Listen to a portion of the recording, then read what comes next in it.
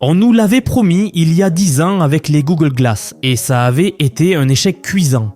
Aujourd'hui, Google revient à la charge avec Android XR, une plateforme qui veut mettre l'intelligence artificielle directement devant nos yeux en permanence. L'idée est simple, des lunettes connectées qui analysent tout ce que vous voyez, tout ce que vous entendez et qui vous suggèrent quoi faire, où aller, comment réagir. Un assistant personnel qui ne vous quitte jamais. Fascinant ou terrifiant.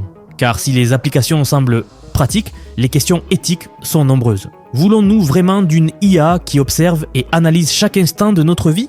Avant d'explorer ensemble ces questions cruciales, regardons d'abord ce que Google nous promet avec cette démonstration officielle. Pourquoi diriez-vous que c'est le bon moment pour lancer XR ?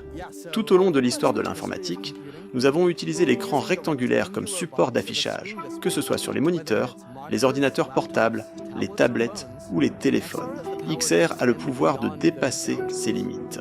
Je pense que c'est le moment idéal pour travailler sur XR, car nous assistons à une convergence de toutes ces technologies. Et Gemini est essentiel pour alimenter Android XR. La technologie sous-jacente nous permet de traiter les entrées provenant de différents types de signaux, comme nous le ferions dans le monde réel. Ce qui est magique avec XR, c'est que l'informatique évolue vers quelque chose d'aussi naturel qu'on puisse l'imaginer. Android XR est notre nouvelle plateforme pour les casques et les lunettes, offrant aux développeurs les meilleurs outils tout en réduisant les obstacles. Nous sommes présents dans ce domaine depuis Google Glass et nous n'avons jamais cessé d'innover. Nous avons développé AirCore, l'API géospatiale, Lens, Live View, Translate et maintenant Gemini. Nous pouvons prendre ces expériences, qui fonctionnent déjà parfaitement, et trouver de nouvelles façons d'aider les utilisateurs.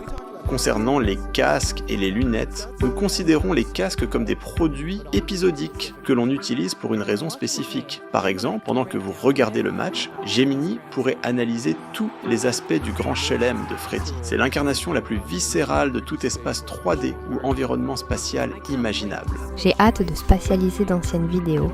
On aura l'impression de revivre ces souvenirs. Quant aux lunettes, nous les considérons comme des produits à porter toute la journée, pour en tirer profit tout au long de la journée. Notre technologie nous permet véritablement de miniaturiser les écrans intégrés dans les lunettes. Nous verrons de plus en plus d'appareils ultra portables qui ressembleront à ceux que je porte actuellement. Avec ces lunettes, vous vous sentirez comme un habitant local, où que vous soyez. Il n'y avait pas d'autre moyen de construire cette plateforme qu'en collaborant très étroitement avec nos partenaires. Nous travaillons avec Samsung depuis plusieurs années et nous cherchons des opportunités pour combiner nos forces respectives afin de créer quelque chose de nouveau.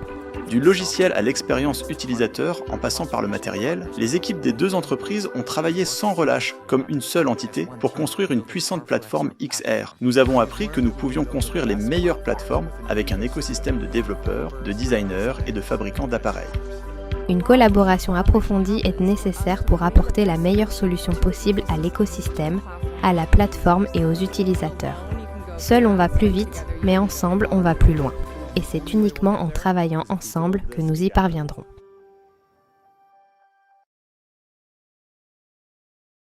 La vidéo que vous venez de voir présente Android XR et il y a plusieurs points clés à relever.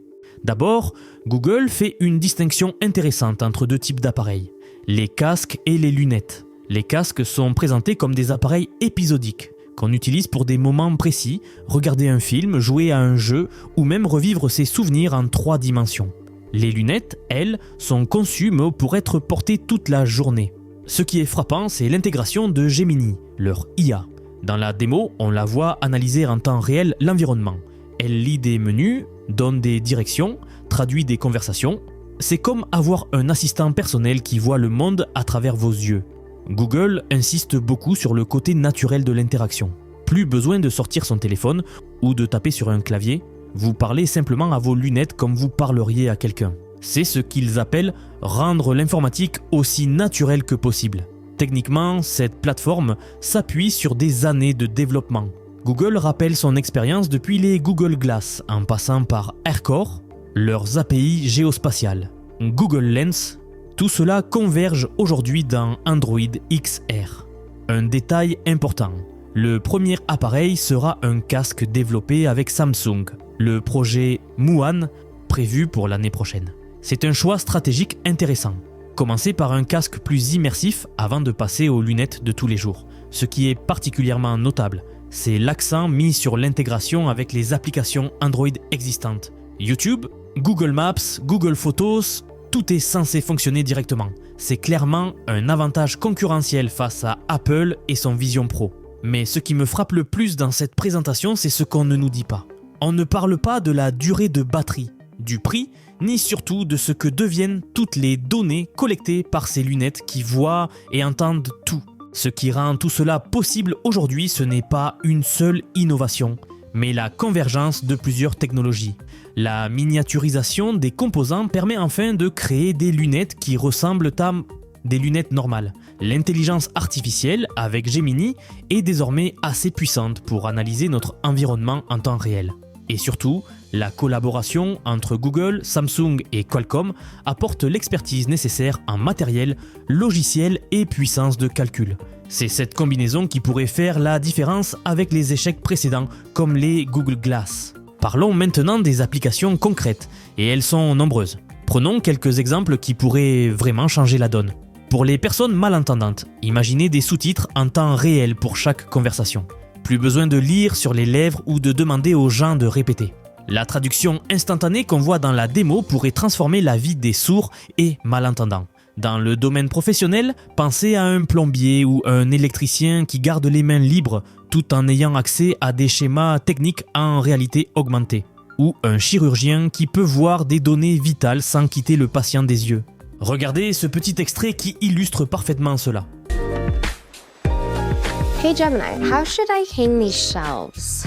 A standard way to hang shelves would be to hang them in line, on top of one another. An alternative would be to hang them staggered for a more expressive approach. Let's go with the first option. How do I get started? Step 1. Decide on shelf placement and mark the wall lightly with a pencil. Use a level to ensure they'll be straight. Where did I put my level? I saw the level last on the console next to you.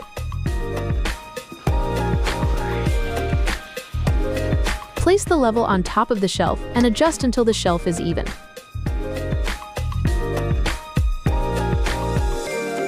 Pour l'éducation, c'est potentiellement révolutionnaire.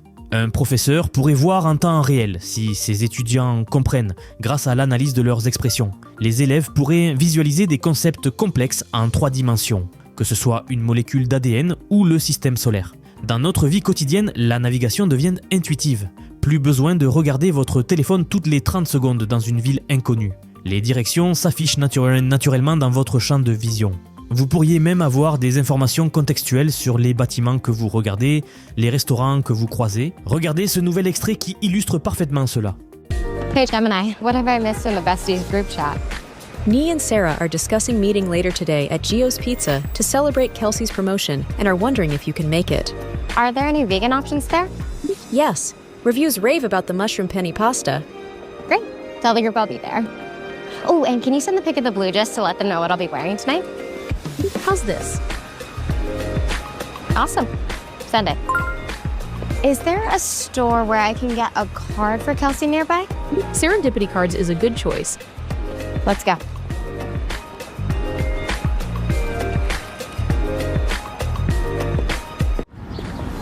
Pour les voyageurs, c'est la fin de la barrière de la langue. Non seulement vous pouvez comprendre les panneaux et les menus, mais vous pouvez avoir une conversation fluide avec quelqu'un qui ne parle pas votre langue. Hey Gemini. Yes. Which one is spicier, the beef bulgogi or the bibimbap? Bibimbap is spicier, bulgogi is sweeter. 다음 분. 안녕하세요. 무엇을 주문하시겠습니까? Beef bulgogi? 네, 16불입니다. 아, 그리고 현금만 받습니다. 감사합니다. 옆에서 기다리시면 돼요. Et pour les personnes âgées, ces lunettes pourraient être un outil précieux pour maintenir l'autonomie.